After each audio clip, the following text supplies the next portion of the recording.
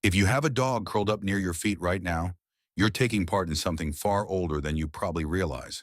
Not older by a few centuries, older than farming, older than villages, older than almost anything else humans ever built together. For a long time, scientists assumed animal domestication started with practical, farm animals, sheep, goats, cattle, all tied closely to the rise of agriculture roughly 10,000 years ago.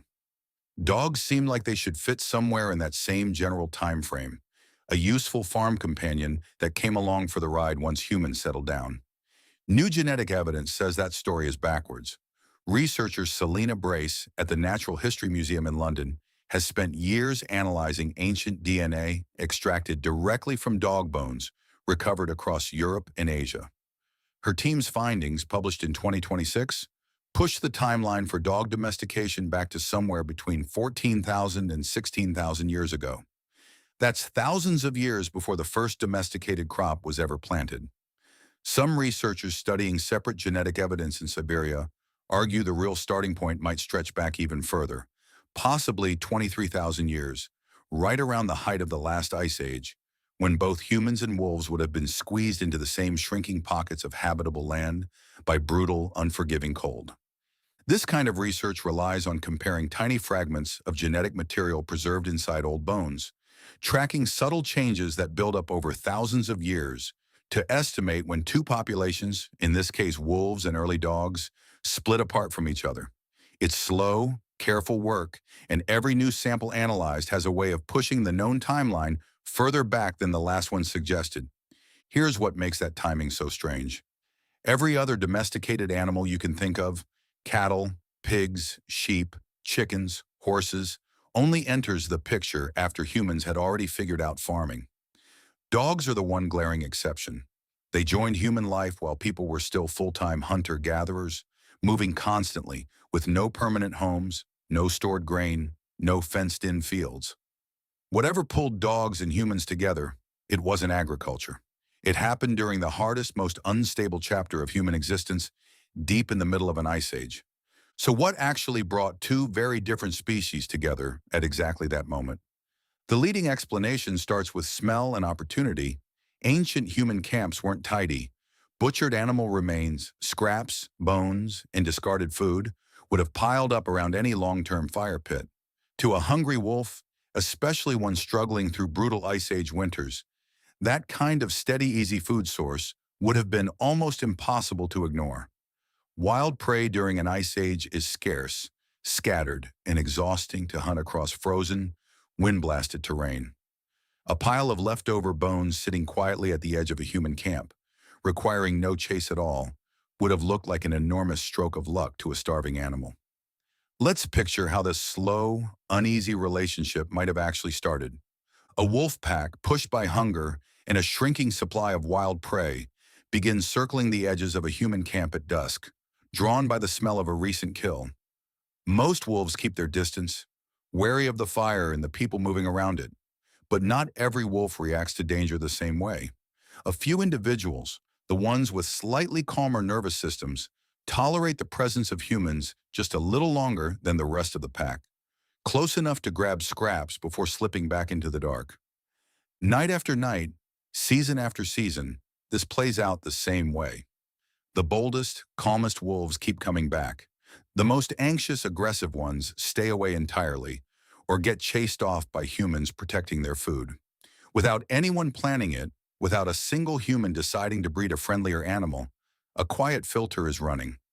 Only the wolves capable of tolerating human closeness get to keep feeding here, generation after generation. Over enough winters, the wolves lingering at the edge of camp start looking subtly different from their wild cousins deeper in the forest, slightly smaller jaws, slightly shorter snouts, a calmer temperament passed down simply because calm individuals were the ones who kept surviving close to people. At some point, tolerance turns into something closer to partnership. Wolves lingering near a camp at night would have picked up on danger long before the humans sleeping inside ever noticed. A rustle in the dark, an unfamiliar scent carried on the wind. A sharp bark in the middle of the night wasn't a trained behavior yet. It was simply a wolf being a wolf, reacting to something outside the firelight. But to the humans startled awake by that sound, it meant something valuable. An early warning, free of charge, for scraps that were already being thrown away. Here's the twist that makes this even more remarkable. This wasn't a partnership humans consciously designed from the very beginning.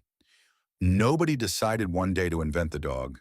It emerged from thousands of small, unplanned interactions, repeated across many, many generations, each one nudging two species a little closer together, until eventually the animal sitting near the fire looked less and less like a wild wolf and more like something new entirely.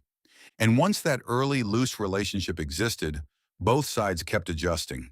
Humans who tolerated a calm wolf nearby got warnings and eventually helped tracking wounded prey. Wolves who tolerated humans got a steadier food supply and protection from larger predators. Neither species was doing the other a deliberate favor. Both were simply better off, generation after generation, for putting up with the other's presence just a little more than their ancestors had. It's a strange kind of partnership when you really sit with it, one built entirely on thousands of tiny, unremarkable moments, never a single grand decision either side could point back to and call the beginning. By the time humans figured out how to plant crops and build permanent settlements, thousands of years later, dogs weren't a new addition to that lifestyle. They were already old companions, already fully woven into daily life, already sleeping near the fire long before there was a farm, a village, or a fence anywhere in sight. Every other animal on a modern farm exists because humans eventually decided they wanted milk, wool, meat, or labor, and deliberately bred animals to provide it. Dogs are different. The relationship began before humans were making those kinds of decisions at all. It started as an accident of proximity during one of the harshest periods our species ever lived through. Two exhausted, struggling species, finding it was easier to survive an ice age side by side than completely alone.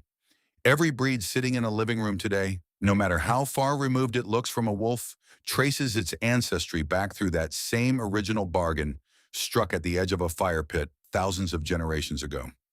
The instinct a dog shows when it perks up at an unfamiliar sound outside your window is the same instinct that once alerted a small group of humans to danger they couldn't yet see for themselves.